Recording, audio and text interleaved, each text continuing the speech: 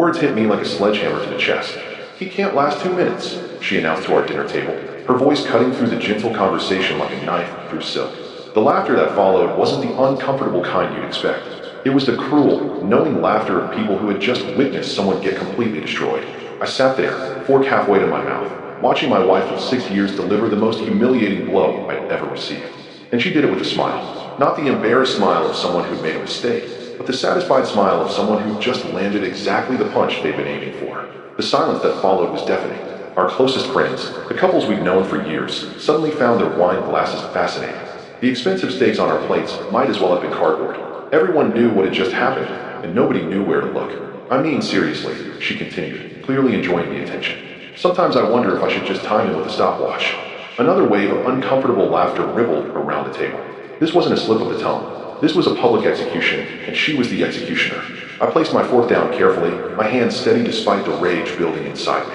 Years of marriage had taught me to read her moods, her intentions, her games. This wasn't about her being drunk or careless with her words. This was calculated.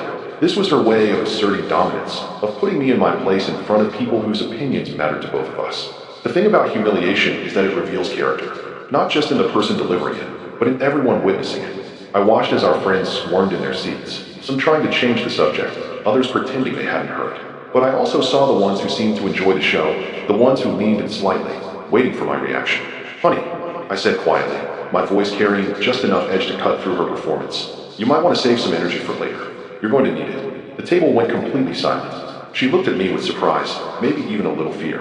She'd expected me to shrink, to apologize, to play the wounded husband. Instead, I just fired a warning shot. But I wasn't done. Besides, I continued, taking a sip of my wine. Quality over quantity has always been my philosophy.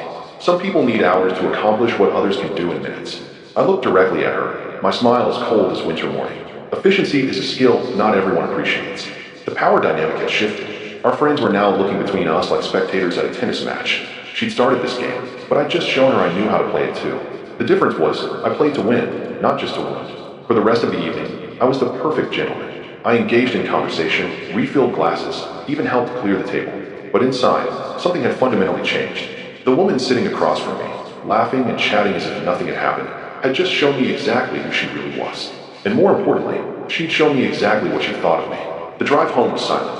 She stared out the window while I focused on the road, my mind already working through what had just happened. This wasn't about one bad night or too much wine. This was about respect, about boundaries, about the fact that the woman I'd married had just tried to destroy me in front of people we both cared about. When we got home, she went straight to bed without a word. I stayed downstairs, sitting in my chair, replaying the evening in my head. Every word, every look, every reaction. I'd been married long enough to know that tonight wasn't an ending. It was a beginning. The line had been crossed, and there was no going back. The clock on the wall ticked past midnight as I sat there, understanding with crystal clarity that my wife had just declared war on my dignity. What she didn't know was that she'd just picked a fight with the wrong man. I'd spent years accommodating her moods, her demands, her need to be the center of attention. But humiliating me in public? That was a mistake she was going to regret. I finished my drink and headed upstairs, my mind already formulating a plan. She wanted to play games? Fine. But she was about to learn that some games have consequences she never saw coming. The next morning, she acted like nothing had happened. Coffee, toast, the usual morning routine. She even hummed while getting ready for work, as if she hadn't just nuked our marriage the night before. I watched her from across the kitchen table, studying her like I was seeing her for the first time. "Sleep well?" I asked, my tone neutral, almost pleasant. She looked up from her phone, surprised by the question. "Fine," she said, then went back to scrolling. No apology, no acknowledgement, no remorse, just business as usual. That told me everything I needed to know about what I was dealing with. I spent the day at work thinking about the dinner party, but not in the way she probably expected. I wasn't wallowing in embarrassment or planning some dramatic confrontation. I was analyzing, dissecting, understanding the chessboard she'd just revealed to me. The text messages started coming in around lunch. First from David, one of the guys who'd been at dinner. "Hey man, that was awkward last night. You okay?" Then from his wife. "I'm so sorry about what happened." That was completely out of line. But the most revealing message came from someone I hadn't expected. Rachel, my wife's best friend, texted me directly. "I need to talk to you. What she did last night was wrong. And it's not the first time she said things like that about you." That sentence hit me like a brick. It wasn't the first time. She'd been doing this behind my back, using our private life as entertainment for her friends. The dinner party wasn't a moment of poor judgment. It was her getting comfortable enough to do it in front of me. I called Rachel during my lunch break. "How long has this been going on?" I asked, cutting straight to the point. Months, she admitted. Maybe longer. She talks about you like you're some kind of joke. Your performance, your habits, even the way you dress. I've told her to stop, but she just laughs it off. The pieces were falling into place. The way she'd been talking to me lately, the subtle digs, the eye rolls when I spoke. I'd attributed it to stress, to the normal ups and downs of marriage. But it was bigger than that. She'd been systematically undermining me, and last night was just her going public with it. Why are you telling me this? I asked. Because you deserve better, Rachel said simply. And because I'm tired of watching her destroy a good man for her own amusement. I thanked her and hung up, my mind racing. This wasn't just about fixing a marriage anymore. This was about salvaging whatever was left of my self-respect and deciding whether there was anything worth saving. When I got home that evening, she was in the kitchen making dinner, acting perfectly normal. How was your day? She asked, not looking up from the stove. Enlightening, I said, sitting down at the counter. I heard from some interesting people today. She glanced at me, and I caught a flicker of something in her eyes. Uncertainty, maybe, or fear. Oh, Rachel called me, I said, watching her reaction carefully. We had a very informative conversation about your recent dinner party commentary. The color drained from her face. She turned back to the stove, her movements suddenly jerky and nervous. I don't know what you're talking about. Sure you do, I said calmly. The question is, what are we going to do about it? She spun around, and I saw the defensive walls going up. Look, if you can't handle a little joke between friends, maybe that's your problem, not mine. There it was. The deflection, the blame shifting, the complete refusal to take responsibility. I'd been married to this woman for 6 years, and I was just now seeing who she really was underneath all the charm and smiles. A joke, I repeated slowly. Is that what you call humiliating your husband in public? Making him the punchline of your entertainment? You're being dramatic, she said, but her voice wavered slightly. Everyone knows I was just being silly. Everyone knows you were being cruel. I corrected. There's a difference. She opened her mouth to argue, but I held up a hand. Here's what's going to happen. You're going to think very carefully about whether you want to be married to someone you respect, or whether you want to be married to someone you can use as your personal comedy material. Because you can't have both. The kitchen fell silent except for the sound of something burning on the stove. She turned to deal with it, her hands shaking slightly. When she faced me again, there was something different in her expression. Not remorse, but calculation. Are you threatening me? She asked. I'm clarifying the situation, I said, standing up. You crossed a line last night. A big one. And if you think I'm going to pretend it didn't happen, you're mistaken. I walked toward the door, then paused. Oh, and next time you want to discuss our private life with your friends, maybe run it by me first. I'd hate for you to accidentally say something you might regret. As I left the kitchen, I heard her call after me, but I didn't turn around. The game had changed, and she was just beginning to realize it. For years, I'd been the accommodating husband, the one who kept the peace, who absorbed her moods and her criticisms without pushing back. That version of me had died last night at the dinner table. The man she was dealing with now was someone entirely different. Someone who understood that respect wasn't given freely, it was earned and maintained. And if she couldn't give it, then she was about to learn what life looked like without it. The next few days were a masterclass in observation.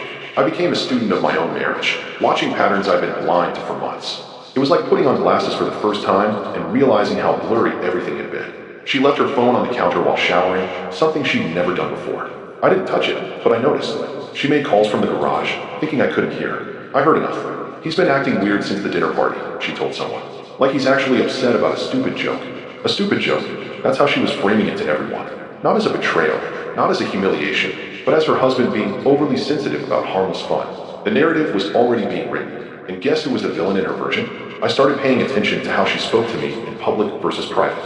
At the grocery store, she was sweet and affectionate. At home, she was dismissive and cold. It was like watching an actress switch between roles, and I was just now realizing how long the performance had been going on. The breaking point came 3 days later. I was working late when I got a text from my brother-in-law. Hey, heard about the dinner party situation. My wife says she's been talking about you like this for a while. Thought you should know. I called him immediately. What exactly has she been saying? Man, I don't want to get in the middle of this, he said, but I could hear the discomfort in his voice. But she's been pretty vocal about your shortcomings. In multiple areas. Multiple areas, I repeated. Such as, look, she makes you sound like you're some kind of failure. In bed, around the house, financially. She even joked about how you cried during movies. It's been going on for months. The picture was getting clearer, and it was uglier than I'd imagined. She hadn't just humiliated me at one dinner party. She'd been systematically destroying my reputation for months, piece by piece, conversation by conversation. I thanked him and sat in my car for a long time, processing what I'd learned. This wasn't about one bad night or too much wine. This was about a woman who had lost all respect for her husband and had decided to make that everyone else's problem too. When I got home, she was on the couch watching TV, acting perfectly normal. How was work? She asked without looking up. Productive, I said, sitting down across from her. I learned some interesting things today. She glanced at me, and I saw that familiar flicker of concern. "Oh, your brother called me," I said simply. "We had a very enlightening conversation about your recent commentary on our marriage." She muted the TV, her full attention on me now. "What are you talking about? You know exactly what I'm talking about. Question is, how long did you think you could get away with it?" She stood up, crossing her arms defensively. "I don't know what lies he's been telling you, but..." "Lies?" I interrupted. "So when you told your sister that I cried during movies, that was a lie? When you told your friends that I'm useless around the house, that was a lie? When you discussed our finances like I'm some kind of deadbeat, that was a lie?" Her face went pale. She hadn't expected me to have specifics. "People exaggerate things," she said weakly. "People," I repeated. "You mean you? You exaggerate things. Or maybe you don't. Maybe you actually believe what you're saying about me. You're twisting everything," she said, but her voice lacked conviction. "I was just venting to friends. Everyone does that." "Venting," I said, standing up. "Is that what you call character assassination? Because that's what this is. You've been systematically destroying my reputation for months, and the dinner party was just you getting comfortable enough to do it in front of me." She opened her mouth to argue, but I wasn't finished. "Here's what I find most interesting about all of this. You've been telling everyone how terrible I am, how unsatisfying our marriage is, how much you have to put up with. But you're still here, still married to this supposedly pathetic man." I walked closer to her, my voice getting quieter but more intense. "Which makes me wonder, what exactly are you getting out of this arrangement? Because it's clearly not love or respect or even basic human decency." She backed away from me, hitting the wall. "You're scaring me," she said. "I'm not the one you should be scared of," I said calmly. "You should be scared of the consequences of your actions. You should be scared of what happens when a man realizes his wife has been using him as entertainment for her friends." I turned and walked toward the stairs, then paused. "Oh, and just so we're clear, I'm not the pathetic one in this marriage. The pathetic one is the person who stays married to someone they claim to despise, just so they have material for their comedy routine." As I headed upstairs, I heard her calling after me, but I didn't respond. The investigation was complete. I had all the information I needed to make an informed decision about my future, and that decision was becoming clearer by the hour. The woman I'd married was gone, if she had ever existed at all. What remained was someone who saw me as a source of amusement and financial stability, nothing more. Someone who had so little respect for me that she turned our private life into public entertainment. But she'd made one critical error in her calculations. She'd assumed I was too weak, too accommodating, too desperate to keep the peace to do anything about it. She was about to find out how wrong she was. Saturday morning, she was making breakfast, humming again, acting like the last few days of tension didn't exist. I watched her from the doorway, coffee in hand, studying this woman who had become a stranger to me. "We need to talk," I said, my voice cutting through her cheerful morning routine. She looked up from the eggs she was scrambling, and something in my tone made her smile falter. "About what?" "About the fact that our marriage is over." The spatula clattered to the floor. She stared at me, her mouth opening and closing like a fish out of water. "What are you talking about?" "Sit down," I said, pulling out a chair at the kitchen table. "We're going to have a conversation about respect, consequences, and what happens when someone mistakes patience for weakness." She didn't move. "You're being ridiculous. One dinner party comment, and you're talking about divorce." "One comment." I laughed, but there was no humor in it. "Let's talk about all the comments. The months of them. The systematic destruction of my reputation among our friends and family." I pulled out my phone and set it on the table. "I've been busy this week, talking to people, learning things. Would you like to hear what I've discovered?" Her face went white. "You've been talking to people about our marriage?" "Just like you have," I said evenly. "Except I was gathering facts, not spreading lies." She sat down heavily, her hands shaking slightly. "What do you want from me?" "I want you to understand the situation you've created," I said, leaning forward. "You've spent months telling everyone who would listen that I'm a failure as a husband, that I can't satisfy you, that I'm useless around the house, that I cry during movies like some kind of child. People exaggerate." "Stop." My voice was sharp enough to cut glass. "Don't you dare try to minimize this. You turned our private life into entertainment. You made me the punchline of your jokes. You destroyed my reputation piece by piece because you thought it was funny." She tried to interrupt, but I held up a hand. "I'm not finished. You did all of this while living in my house, eating food I paid for, wearing clothes I bought, driving a car I financed. You used me as your personal ATM while telling everyone I was worthless." "That's not," she started. "It's exactly what you did," I said. "And the most pathetic part? You thought I was too weak to do anything about it. You thought I'd just sit there and take it because I was desperate to keep the peace." She was crying now, but they weren't tears of remorse. They were tears of panic. "We can fix this," she said. "We can go to counseling. We can work it out." "Work it out." I stood up, looking down at her. "You want to work out the fact that you have zero respect for me? You want to work out the fact that you've been assassinating my character for months?" "I didn't mean." "You meant every word," I said. "And now you're going to live with the consequences." She jumped up, grabbing my arm. "You can't just end 6 years of marriage over this." I looked down at her hand on my arm. then back at her face. Watch me. She let go as if I'd burned her. What do you want? What will it take to fix this? There is no fixing this, I said. You can't unsay what you've said. You can't undo what you've done. You showed me exactly who you are, and I believe you. But I love you, she said desperately. No, I said, my voice deadly quiet. You love the lifestyle I provide. You love having someone to ridicule and control. You love having an audience for your comedy routine. But you don't love me. I walked to the counter and picked up the papers I prepared. These are divorce papers. I'm filing on Monday. She stared at the documents like they were a snake. You can't be serious. I've never been more serious about anything in my life, I said. You wanted to know if I could last more than 2 minutes? Well, congratulations. You're about to find out what the rest of your life looks like without me. She tried to grab the papers, but I pulled them back. You'll get your own copies when my lawyer serves you. This is insane, she said, her voice rising. You're destroying our marriage over a stupid joke. I'm not destroying anything, I said calmly. You already did that. I'm just making it official. She collapsed back into her chair, the reality finally hitting her. Where will I go? What will I do? That's not my problem anymore, I said. You should have thought about that before you decided to make me your entertainment. I headed for the door, then paused. Oh, and one more thing. All those friends you've been entertaining with stories about what a failure I am, they're going to find out very soon what kind of person you really are. Because a woman who would humiliate her husband for fun is capable of anything. As I left the kitchen, I heard her calling after me, but her words were meaningless now. The conversation was over. The marriage was over. And for the first time in months, I felt like I could breathe again. She wanted to play games with my dignity. She wanted to make me the joke, but the joke was on her. Because the man she'd been married to, the one who absorbed her abuse and kept the peace, was gone. And the man who remained wasn't interested in being anyone's punchline ever again. Monday morning, the papers were filed. By noon, she was served at her office. I know because she called me 17 times in the first hour, each voicemail more desperate than the last. You can't do this to me, she said in message number 12. I have nowhere to go. I can't afford to live on my own. Funny how quickly the confident woman who'd been humiliating me became helpless when faced with consequences. But I wasn't answering her calls. I was busy taking control of my life. First stop, the bank. Our joint accounts were frozen pending the divorce proceedings. She'd been spending money like water, thinking I'd always be there to refill the well. That tap had just been turned off. Second stop, my lawyer's office. I want a clean break, I told him. No alimony, no support payments. She's a grown woman with a job. She can figure it out. He looked at the evidence I compiled. The text messages, the witness statements, the pattern of emotional abuse. This is pretty damning stuff, he said. With this documentation, we can argue for a fault-based divorce. Perfect, I said. I want her to understand that actions have consequences. By Wednesday, she was camping out at my office building, waiting for me to come out. Please, she said when she saw me. We need to talk. We talked on Saturday, I said, walking past her. The conversation is over. I'll change, she called after me. I'll be different. I'll respect you. I stopped and turned around. You don't get to decide that now. You had 6 years to respect me. You chose not to. I was stupid, she said, tears streaming down her face. I was angry about other things, and I took it out on you. Other things? I asked. What other things?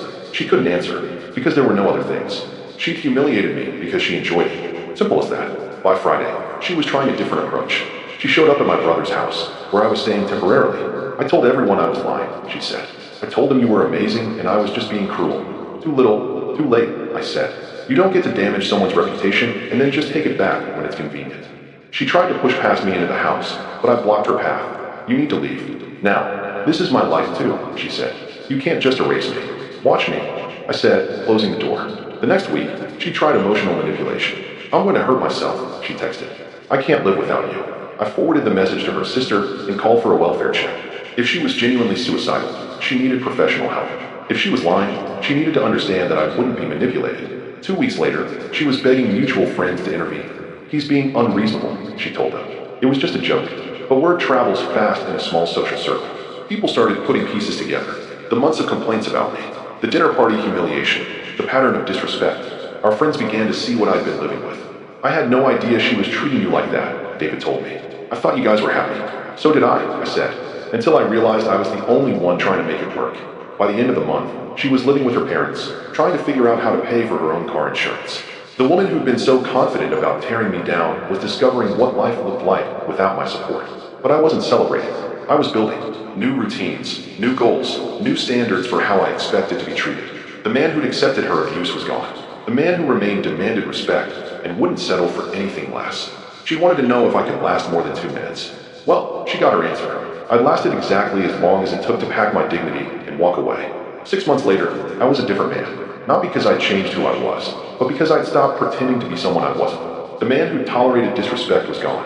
What remained was someone who knew his worth and refused to accept anything less. The divorce was finalized on a Tuesday. Clean break, no alimony, no ongoing obligations. She tried every trick in the book, but the evidence was overwhelming. Even her own lawyer had advised her to take the settlement and move on. I was having lunch with David when she walked into the restaurant. Our eyes met across the room, and for a moment, neither of us moved. Then she looked away first, her confidence shattered. "That's awkward," David said, following my gaze. "Not for me," I said, continuing to eat. "I'm exactly where I want to be." She looked different, older somehow. The stress of the last 6 months had aged her, while I'd been thriving. Funny how respecting yourself tends to have that effect. "I heard she's been struggling," David said quietly. "Living with her parents, having trouble making ends meet." "She's an adult with a job," I said. "She'll figure it out. Don't you feel bad for her?" I considered the question. I feel bad that she chose to be the kind of person who would humiliate someone she claimed to love. I feel bad that she valued her entertainment more than her marriage. But do I feel responsible for her situation? Not even a little. A month later, I ran into Rachel at the grocery store. "I wanted to thank you," she said. "For what?" "For showing me what self-respect looks like. I've been watching how you handled everything, and it made me realize I've been accepting things in my own relationship that I shouldn't." That conversation stayed with me. I thought the whole situation was about my marriage, but it was bigger than that. It was about standards, about what we accept for people, about the difference between being patient and being a doormat. The best part wasn't the divorce itself. It was the man I'd become because of it. I'd learned to set boundaries, to demand respect, to walk away when those boundaries were crossed. I'd stopped being afraid of being alone because I'd realized that being alone was better than being with someone who didn't value me. 3 months after the divorce, I was promoted at work. My confidence had returned, my focus had sharpened, and people noticed. The energy I'd been wasting on managing her moods and absorbing her criticisms was now available for productive things. I started dating again, but with completely different standards.